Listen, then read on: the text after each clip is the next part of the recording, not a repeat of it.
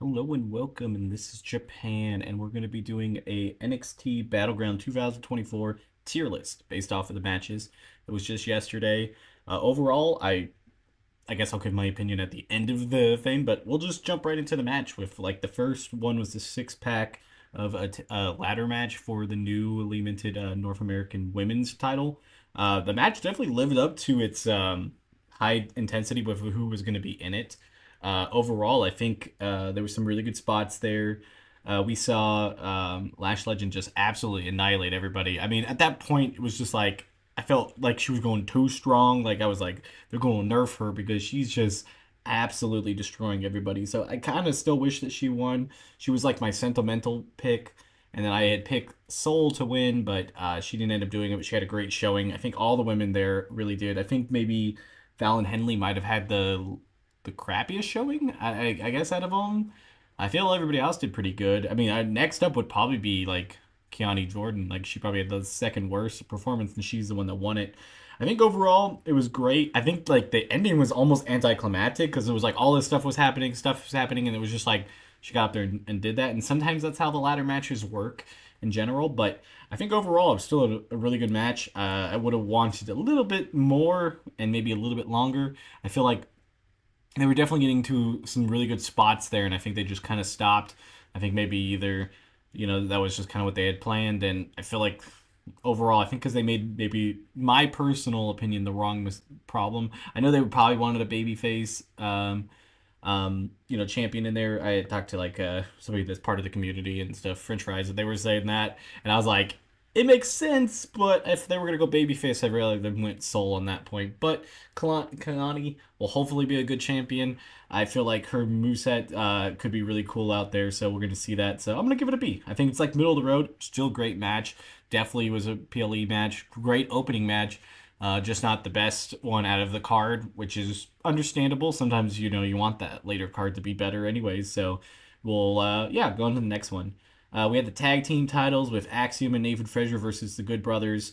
It went back and forth really well. There's some really good spots. Axiom, I think, really had some really good high flying abilities, and the Good Brothers looked pretty dominant through most of that match. Obviously, like dropping it towards the end, which we kind of assumed you want that tag team to be built up, and this tag division in general in NXT needs to be built because there's just not a lot. I mean, you got to think there's like I could only think of like two other tag teams, and I don't think they're at that level to be um, challenging for anything. Everything else is like either like a faction or like not really in that, like Gallus or Metaphor. Like those two could easily be maybe in the tag divisions, but I don't really feel like that's where they're going. But eventually, I hopefully they will. But back to the match, it's kind of got on a little tangent.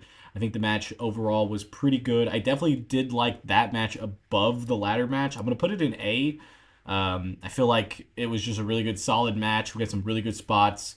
Axiom absolutely showed out like he does every other time. Nathan Frazier did great, and the Good Brothers look good. I would like to see this match again. I wouldn't mind them running it back at Heatwave, and maybe having a different result. Next up, we have the underground match.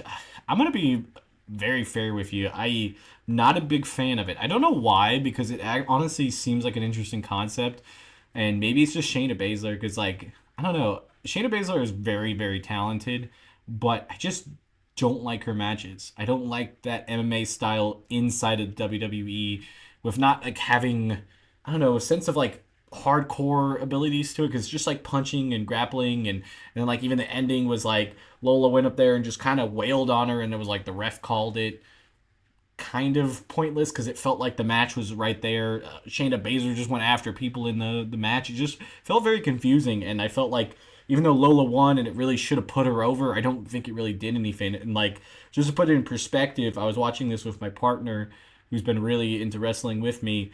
They took a nap. They just were like they had no interest on watching this match, and I was struggling to keep my eyes out on it because it was just like there wasn't much of an interest. I like both women. I really like Lola Vice. I think she's going to be probably a NXT champion, maybe within like a year or two. Definitely a North American title contender. Like I thought she was going to win it before this, before she got into this rivalry and stuff. But overall, man, I think It just wasn't there for me. So I'm gonna put it in D. It's probably my lowest match of the entire year. Um, yeah, for sure. I would say that it's probably as close to Jimmy and Jay. That was probably my least favorite map on the calendar year so far, like of the PLEs. Definitely NXT, probably my least favorite match. So yeah, D. But then we'll go to the opposite side of things of everything good is the triple threat for the NXT North American title. This could have easily been the main event.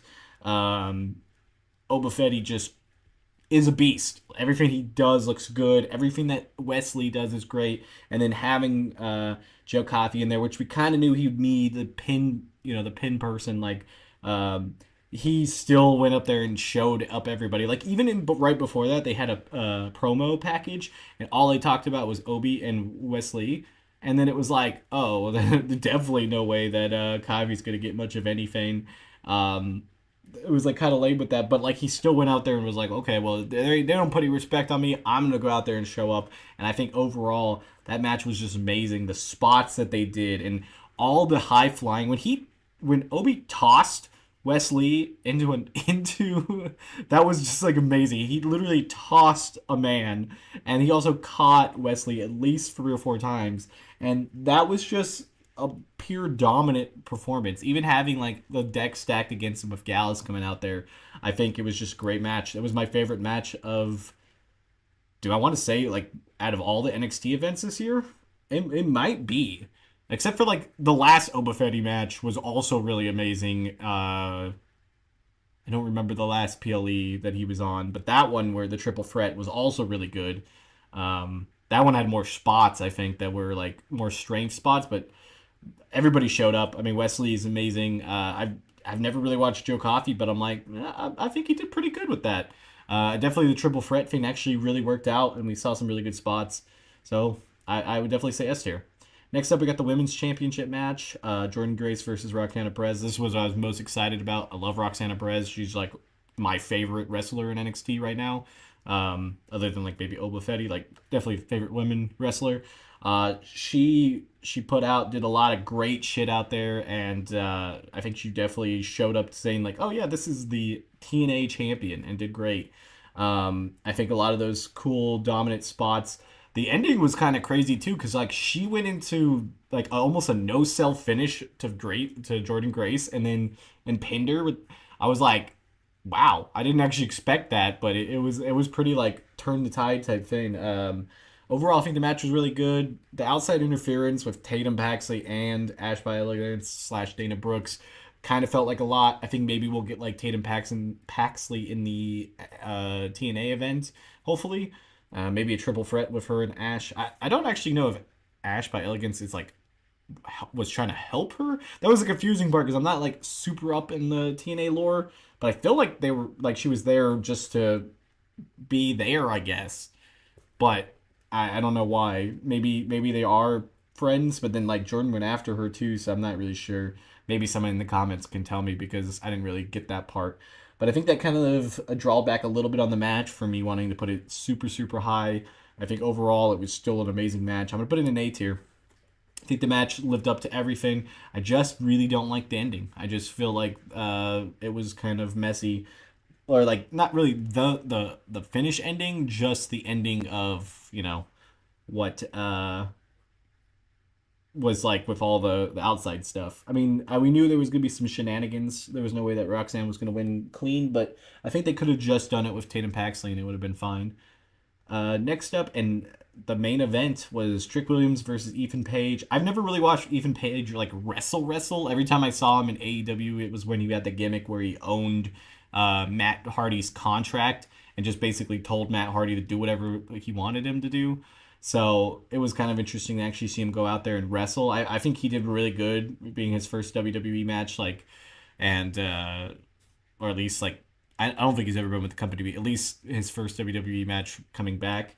I think it was the right choice. I think it worked out really good. I think Trick had one of his best, just overall like matches. Not to mention like title defense. I mean, it was his first title defense of the NXT Championship. I think on PLE. I don't think he's had one yet.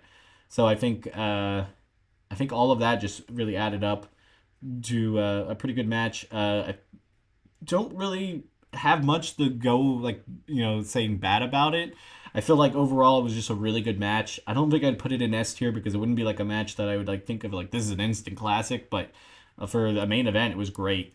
It was just hard to outdo Oba Fetti's triple threat match, and that's what I think. Tell me what you guys think. We got a packed week here on the channel. I'm gonna try to get videos out all week. I've like missed a couple days this week, and different stuff because I want to make sure this week's really packed full. We're gonna have a prediction video for Clash of the Castle, and then we'll do like a tier list after that, and then we'll do some stuff because I feel like we got some really interesting overall things coming up. So yeah, tell me what you guys think what about this PLE that you guys liked, and I will see you guys next time. Bye guys.